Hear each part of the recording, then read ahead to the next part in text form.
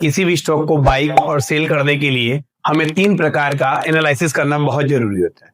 Business analysis, chart analysis जिसको हम लोग टेक्निकल एनालिसिस बोलते हैं, और फंडामेंटल एनालिसिस। लेकिन मैं आपको आज बताऊंगा कि अगर आप बिजनेस एनालिसिस, फंडामेंटल एनालिसिस नहीं जानते हैं, कोई दिक्कत नहीं है।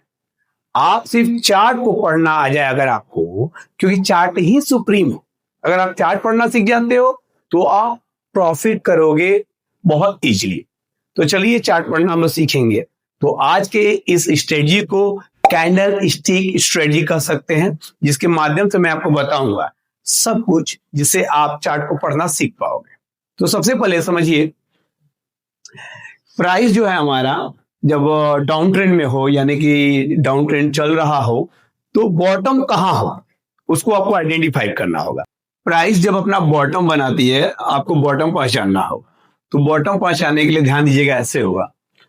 प्राइस डाउन ट्रेंड में हो, फिर वो, अगर आप इसको बॉटम समझ रहे हैं तो प्राइस फिर अप करेगी, फिर वो डाउन जाएगी और फिर यहां से अप करेगी। अगर डबल बॉटम दिख गया तो वो आपका फाइनल बॉटम हो।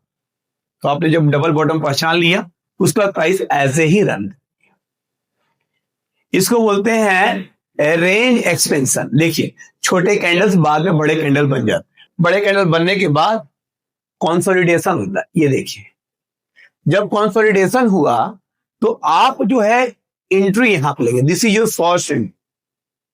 प्राइस बढ़ने के बाद आपका ये कंसोलिडेशन हुआ और यही आपकी एंट्री होगी। अगर आप यहां एंट्री करते हैं तो आप बहुत बड़े रन के लिए तैयार हैं।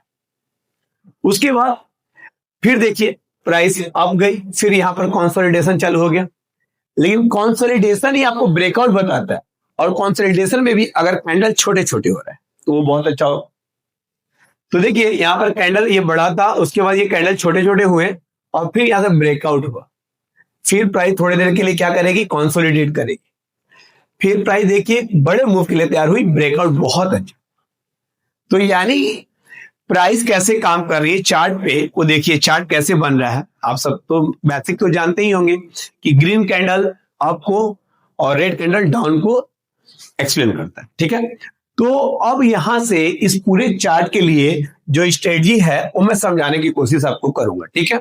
चलिए, सबसे पहले आप समझिए रेंज कॉन्ट्रडिक्शन फेज। रेंज बनाना, जब प्राइस अपने आप को तैयार करती हो एक बड़े मूव के लिए। जैसे देखिए, रेंज यहां से, ये देखिए यहां से रेंज कॉन्ट्रडिक्शन हुआ कि भाई नहीं, हम अपने आप को तैयार कर एक बड़े मूव के लिए। देखिए रेंज यहां तैयार हो गया। तो जब रेंज तैयार होता है, this is your first entry. उसके बाद देखिए, रेंज कॉन्ट्रडिक्शन के बाद रेंज जो है वो एक्सपेंशन होता है। रेंज एक्सपेंशन, ये देखिए दोबारा आपको ब्रेकआउट। रेंज एक्सपेंशन में आप क्या पहचानेंगे, ब्रेकआउट। ये देखिए, जब आपका ये रेजिस्टेंस था, उसको काटकर प्राइस आगे बढ़ती है, तो ये क्या था आपका एक्सपेंशन। अब उसके बाद एक्सपेंशन फेज होने के बाद ब्रेकआउट कॉन्सेप्ट। तो देखिए, ब्रेकआउट के लिए क्लियर बहुत इजी बता देता हूं। अगर आपको सच में ब्रेकआउट जानते हो तो एक लाइन में मैं क्लियर करना चाहता हूं कि जब आपका प्राइस यहां पर एक्सपेंशन कर लेती है और उसके बाद कंसोलिडेट किया, देखिए प्राइस कंसोलिडेट की है और ये बॉक्स बना है, तो ये देखिए यहां पर ये रेजिस्टेंस है और यहां पर सपोर्ट है। ध्यान से देखिएगा, ये सपोर्ट है और ये रेजिस्टेंस है। रेजिस्टेंस को जब प्राइस तोड़ती हो, ये देखिए तोड़ दिया यहां से, और कैंडल पूरी तरह से ग्रीन हो और बड़ा कैंडल, पिन बार में नहीं। देखिए, ये पिन बार से मतलब नहीं आपका, मतलब आपको होना चाहिए किससे, तो ये बड़ा कैंडल से। देखिए, आपका जब इस रेजिस्टेंस को बड़ा कैंडल तोड़ता हो तो आपका एकदम क्लियर पॉइंट ऑफ व्यू होना चाहिए कि हाँ यही ब्रेकआउट है, हमें यही बाई करना चाहिए। क्लियर है। बहुत अलग अलग थ्योरियां बताते हैं ब्रेकआउट पे, लेकिन आप सीधा समझिए कि जब आपका ये रेजिस्टेंस है, इसको कोई बड़ा कैंडल तोड़ता और अपनी बॉडी से, पिन बार से नहीं, पिन बार से तोड़ता तो हम नहीं एक्सेप्ट करेंगे। पिन बार तो रेजिस्टेंस को क्लियर करता। अगर अप साइड में पिन बार बना है तो वो रेजिस्टेंस है, और डाउन में बना है तो क्या है, सपोर्ट है। आपको समझना पड़ेगा।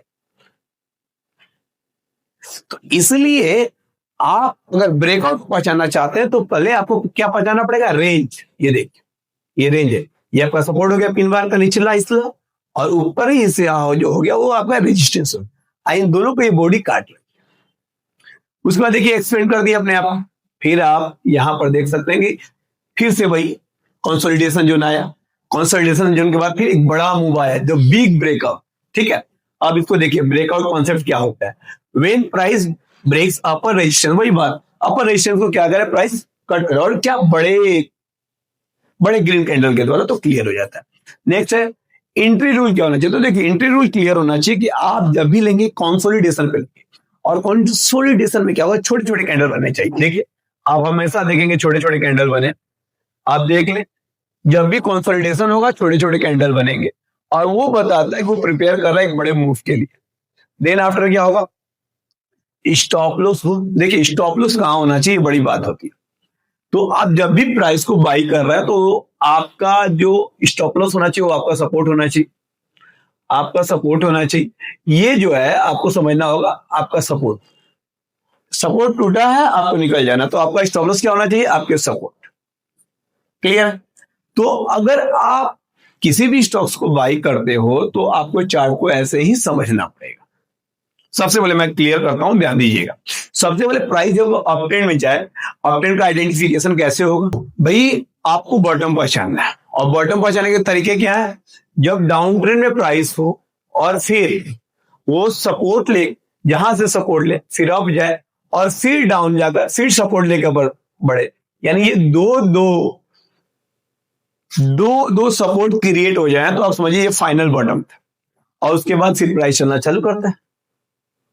तो प्राइस जब चलेगा तो जो कंसोलिडेट हो और छोटे छोटे कैंडल्स के साथ, तो आप एंट्री ले लीजिए, और उसके बाद जैसे जैसे प्राइस बढ़ा आप बढ़े और एक अच्छा प्रॉफिट करें।